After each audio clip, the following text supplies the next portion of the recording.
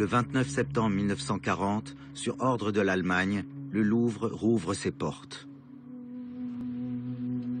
Aucune caisse n'est revenue des dépôts.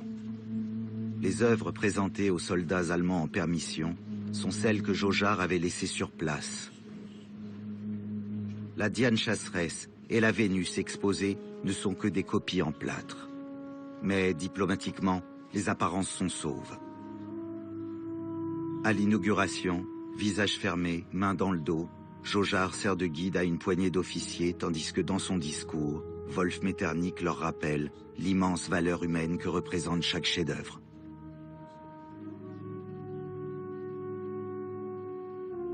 On dit de chaque côté, il y a des héros et des perfides.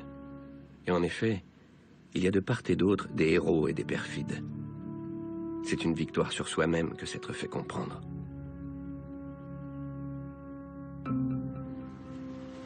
Le 30 octobre 1940, Pétain invite officiellement la France à tendre la main à l'occupant. C'est dans l'honneur et pour maintenir l'unité française que j'entre aujourd'hui dans la voie de la collaboration. Pour les collections privées, le désastre s'annonce. Avec la liste de tous les objets d'art déclarés, l'ambassadeur Otto Abetz, que Wolf Metternich avait mis hors d'état de nuire, pourrait bien tenir sa revanche. Il ordonne une première perquisition chez les principaux marchands d'art et amorce un pillage méthodique. Très vite, les citoyens juifs sont destitués de leurs droits et leurs biens sont spoliés. Meubles, bijoux, objets d'art, rien n'est épargné. La spoliation des œuvres est confiée aux troupes du gouverneur du Reich, Alfred Rosenberg. Cette commission Rosenberg, baptisée ERR, obéit aux ordres d'Hitler. À 2 pas du Louvre, le musée du jeu de paume est réquisitionné pour servir d'entrepôt. Jaugeard ne peut que céder. L'accès au jeu de paume est livré aux Allemands. Les Allemands, tout simplement, dans ces locaux qu'ils occupent, ils ont besoin d'une logistique quotidienne. Donc ils ont besoin qu'on leur change les ampoules, ils ont besoin qu'on leur vide les poubelles. Et donc ils ne peuvent pas, de ce point de vue-là, se passer d'un certain nombre de personnel français. Et c'est comme ça que Jaugeard arrive à garder un œil sur le séquestre du Louvre ici, et plus encore au jeu de paume, où Rose Valland est maintenue officiellement, parce que c'est une espèce de gardienne de maison, quoi, qui fait tourner la boutique.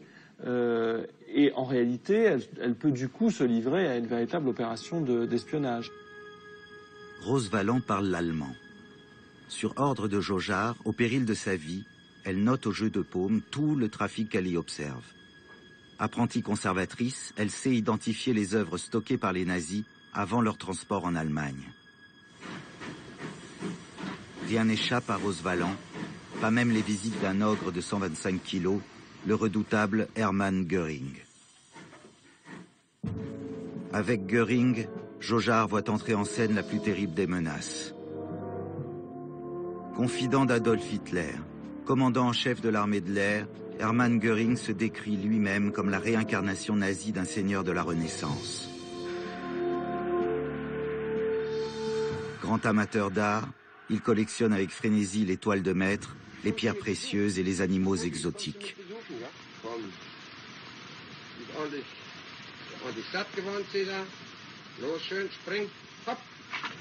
Bague à poison au doigt, accro à la morphine, il traverse les pays occupés dans un train chargé de ses trésors de guerre.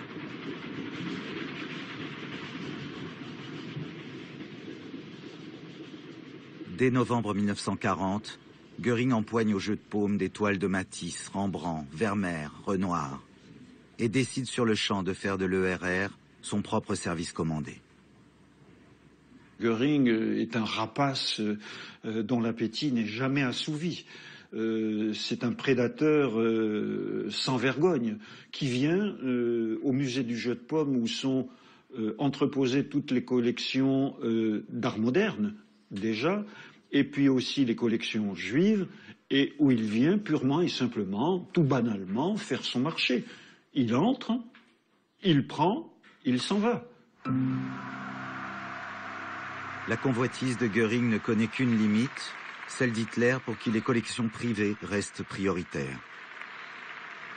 Pour les collections publiques conservées par Jaugeard et protégées par le droit international, le Reich semble attendre un triomphe total pour en disposer librement.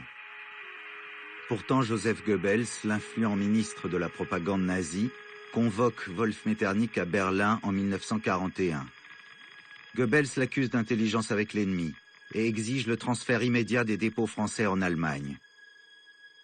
Wolf Metternich, diplomate, parvient à le convaincre que rien ne presse et que transporter un tel trésor en pleine guerre serait une folie qui pourrait le détruire. Wolf Metternich gagne du temps. Malgré les convoitises du Reich, la conservation des œuvres reste sa priorité. Dans la politique à long terme de l'Allemagne et dans le Reich tel qu'il l'imaginait, la France ne disparaissait pas. Et en fait, elle avait deux missions essentielles. D'un côté, l'agriculture, mais d'autre part, devenir un peu ce que Goebbels avait appelé le Luna Park de l'Europe. Donc devenir une sorte d'immense lieu touristique pour les Allemands. Et de ce point de vue-là, évidemment, ils n'avaient pas intérêt à dépouiller ce Luna Park de ses attractions intéressantes et en particulier de tout son patrimoine. Au jeu de paume, les troupes allemandes pillent à tour de bras. En zone occupée, même les trésors des collectionneurs juifs dissimulés dans les dépôts sont saisis. Ici, ni Jaugeard ni Wolf Metternich ne peuvent faire jouer le droit contre la loi du plus fort. Sous la surveillance clandestine de Rose Valland, l'ERR spolie 22 000 œuvres d'art. Parmi elles, beaucoup de toiles modernes que les nazis qualifient d'art dégénéré. Ces œuvres, objets d'un trafic qui fait la fortune du Reich et du marché de l'art corrompu, sont mises en quarantaine dans une salle isolée. Rose Valland baptise ce local la salle des martyrs. Le 23 juillet 1943, sur la terrasse du jeu de paume qui longe la Concorde, l'ERR commet l'irréparable. 600 tableaux sont lacérés et brûlés dans un auto-da-fé. Des Picasso, des Picabia, des Miro, des Dali, des Masson, des Ernst, Kissling et Klee. 600 toiles sont jetées dans un même brasier. Impossible de rien sauver, écrit Rose Valland dans le rapport secret qu'elle rédige à Jaugeard. Elle ne peut rien faire qu'observer. Elle voudrait bien. Elle a commencé d'ailleurs à noter sur son calepin le numéro de certaines caisses, le numéro de tableaux, mais rapidement, il lui interdit de faire ce genre de travail. Je dirais que c'est une espionne dans l'ombre.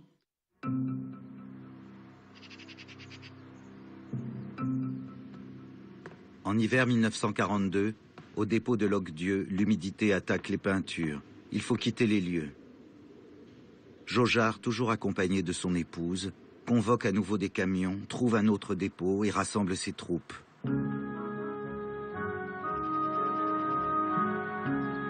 Sur les routes, en amont des convois, des bûcherons élaguent les platanes et des techniciens détournent les lignes électriques pour laisser un passage aux toiles de grand format. Pour la troisième fois depuis qu'elle a quitté le Louvre, Mona Lisa déménage. Direction le musée Ingres à Montauban.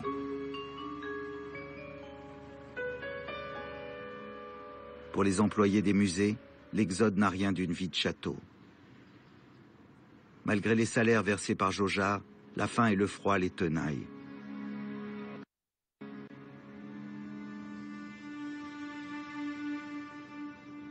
Le personnel des musées nationaux, à Sourches, déracine les rosiers de Madame la Duchesse pour y planter quoi? Des pommes de terre. Parce que, figurez-vous que musées nationaux, pour eux, ça a été dérivé en mal nourris. Voilà un des problèmes auxquels se trouve confrontée l'administration des musées nationaux.